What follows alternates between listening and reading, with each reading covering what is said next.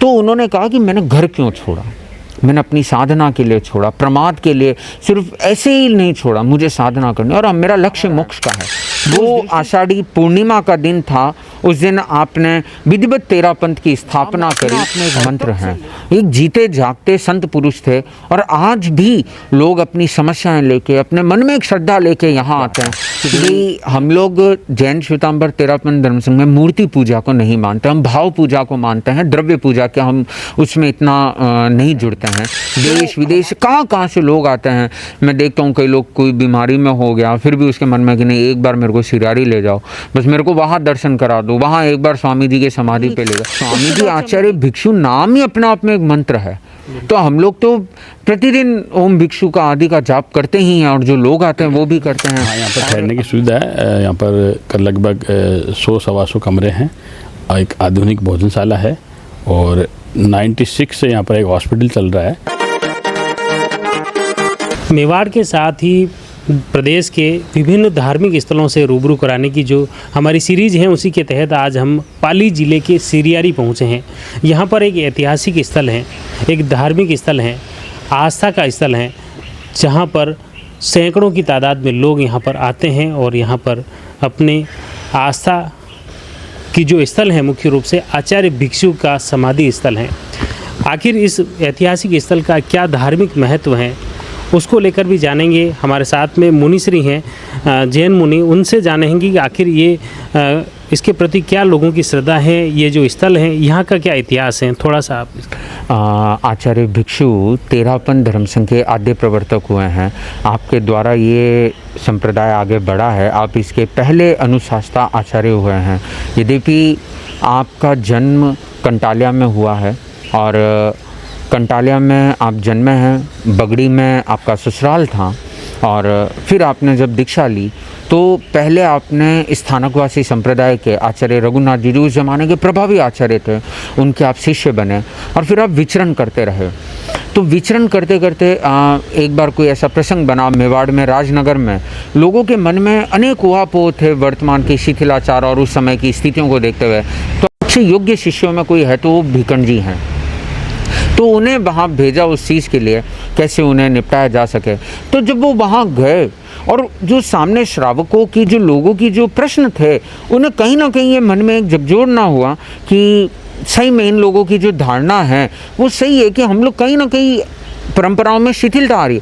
तो उन्होंने उस वक्त उन सबको समझाया और जो जैन ग्रंथ हैं उनका उस पूरे चातुर्मास में 2-3 बार पूरा अच्छे से पारायण किया, उन्हें अध्ययन किया और उसके बाद उनकी समस्याओं का निवारण किया। और जब वो आए तो उन्होंने सोचा था कि मैं अपने गुरु से इस संदर्भ में बात करूंगा और फिर उसके बाद उन्होंने गुरु को समझाने का भी, रघुनाथ जी महाराज को समझाने का प्रयास किया, पर वो नहीं मान पाए। वो उस युग की जो भी परंपराएं रहीं, तो उन्होंने कहा कि मैंने घर क्यों छोड़ा, मैंने अपनी साधना के लिए छोड़ा, प्रमाद के लिए सिर्फ ऐसे ही नहीं छोड़ा, मुझे साधना करनी और अब मेरा लक्ष्य मोक्ष का है।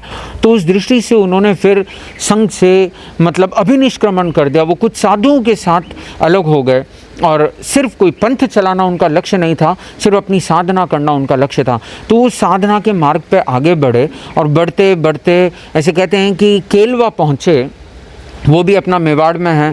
तो मेवाड़ के उस केलवा में वहाँ उन्होंने पूछा लोगों को कि भाई मुझे यहाँ चातुर्मास करना, तो किसी ने जगह नहीं दी। वो सब जानते थे कि रघुनाथ जी से अलग आए हैं तो इनका प्रभाव नहीं बढ़े। तो उन्हें फिर भी कुछ एक व्यवहारिकता के लिए कह दिया, ऊपर एक अंधेरी ओरी मंदिर है चंद्रप्रभ भगवान का, कि आप वहाँ पर जाके चौमासा कर लीजिए। क्योंकि वहाँ पर ये कहा जाता था कि वहाँ थोड़ा सा उपद्रव आदि, यक्ष आदि का रहता था, तो जो रात रह गया वो सुबह मिलता नहीं था।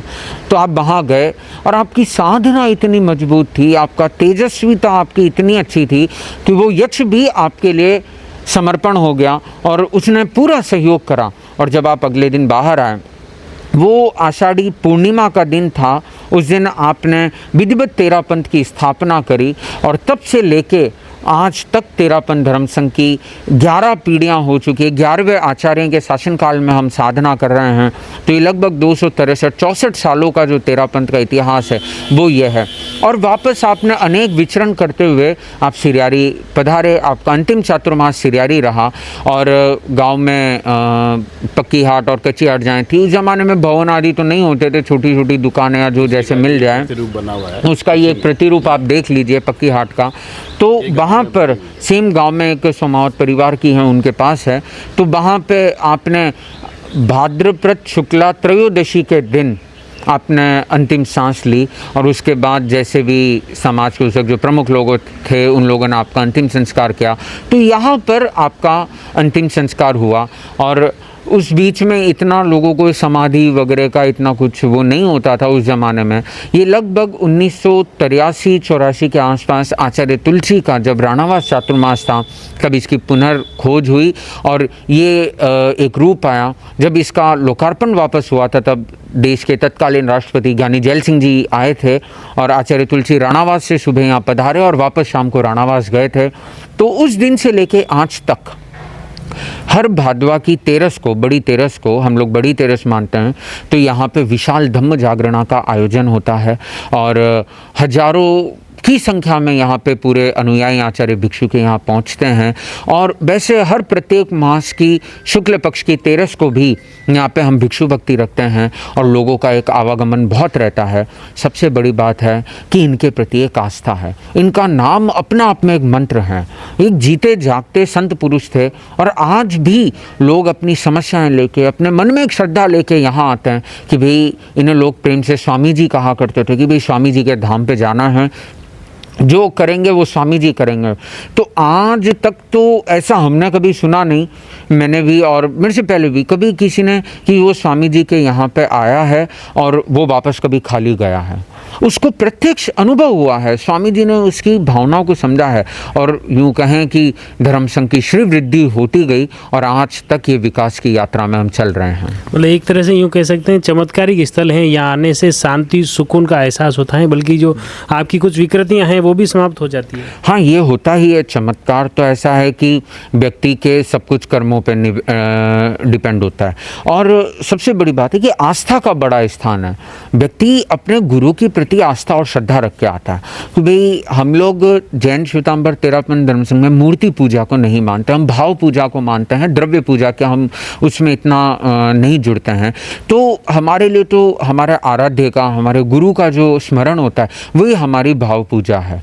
तो हम अपने भावों से यहाँ पे आते हैं और एक ये स्थान है, हम इसके पास में बैठ जाते हैं, जो एनर्जी यहाँ हमें मिलती है, जो सुकून मिलता है वो अपना आप में बहुत आनंददायक होता है। और उसी के लिए लोग कहाँ नहीं, विदेश से लोग हर साल आते हैं, देश विदेश कहाँ से लोग आते हैं। मैं देखता हूँ कई लोग कोई बीमारी में हो गया फिर भी उसके मन में कि नहीं, एक बार मेरे को सिरारी ले जाओ, बस मेरे को वहाँ दर्शन करा दो, वहाँ एक बार स्वामी जी के समाधि पे ले जाओ। उसके बाद से हमने देखा है कि वो बहुत जल्दी ठीक होता है, क्योंकि स्वामी जी आचार्य भिक्षु नाम ही अपने आप में एक मंत्र है। तो हम लोग तो प्रतिदिन ओम भिक्षु का आदि का जाप करते ही हैं और जो लोग आते हैं वो भी करते हैं। और अगले वर्ष आचार्य भिक्षु का 300वां जन्म का वर्ष प्रारंभ होने जा रहा है। आषाढ़ शुक्ला त्रयोदशी सन 2025 से ये 1 साल का क्रम चलेगा और इसी को लेके आचार्य महाश्रमण जी 2025 के अहमदाबाद चातुर्मास की संपन्नता के बाद, जैसे राजनगर में आचार्य भिक्षु को बोधि की प्राप्ति हुई, केलवा में उन्होंने तेरापंथ की स्थापना करी, ये 2 उनसे जुड़े बड़े क्षेत्र रहे मेवाड़ के, तीसरा सिरियारी जहां आपका महाप्रयाण हुआ, चौथा कंटाले आपकी जन्मभूमि और 5वां बगड़ी जहां से आपने अभिनिष्क्रमण करा। तो ये 5 स्थानों पर आचार्य महाश्रमण जी पधारते हुए लाडनू पधारेंगे।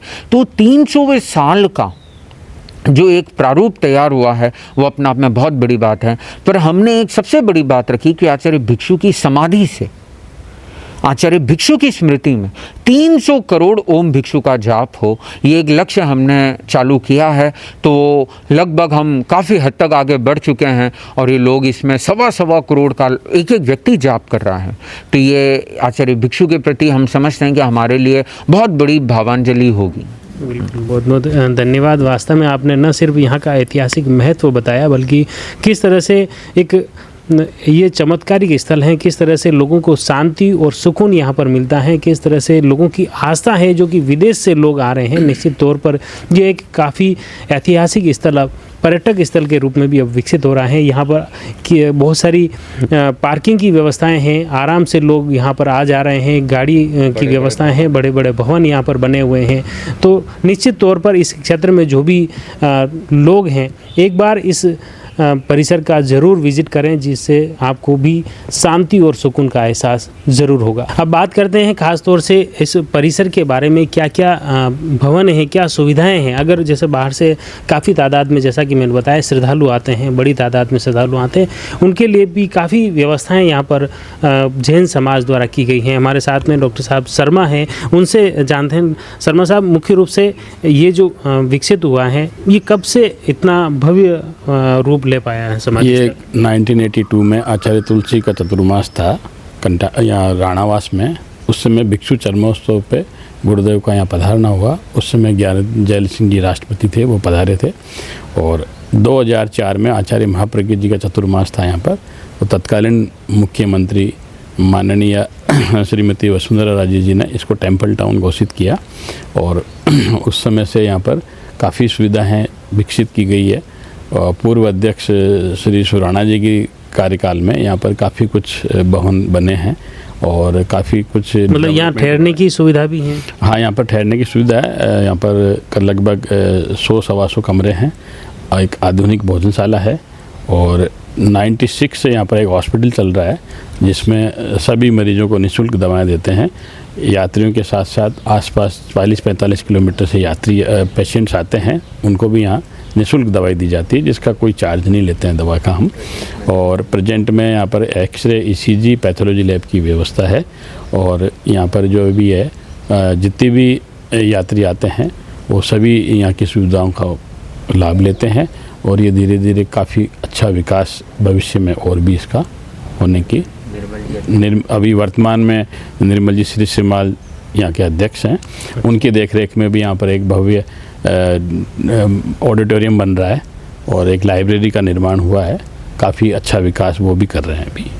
तो ये जैसे कुल मिला के यहाँ जो सिर्फ जैन समाज नहीं, सर्व समाज के लोग यहाँ पर सर्व समाज के लोग आते हैं, खाली जैन समाज के ही नहीं, 36 कौम के लोग यहाँ आते हैं और अपनी मनोकामना के बारे में यहाँ मतलब बाबा की समाधि माला फेरते हैं तो उनकी मनोकामनाएं पूर्ण भी होती है। मुख्य रूप से जो समाधि स्थल है, यहाँ जो मैं देख रहा हूँ भक्तजन आ रहे हैं, यहाँ पर माला फेर रहे हैं और जाप कर रहे हैं, ये थोड़ा सा यहाँ पर तेरापंथ जैन धर्म में भाव पूजा है। यहाँ पर किसी प्रकार का कोई ऐसा कोई चढ़ावा वगैरह नहीं होता है, मतलब खाली भाव पूजा, माला फेरना, जाप करना, समाई करना, यही यहाँ होता है।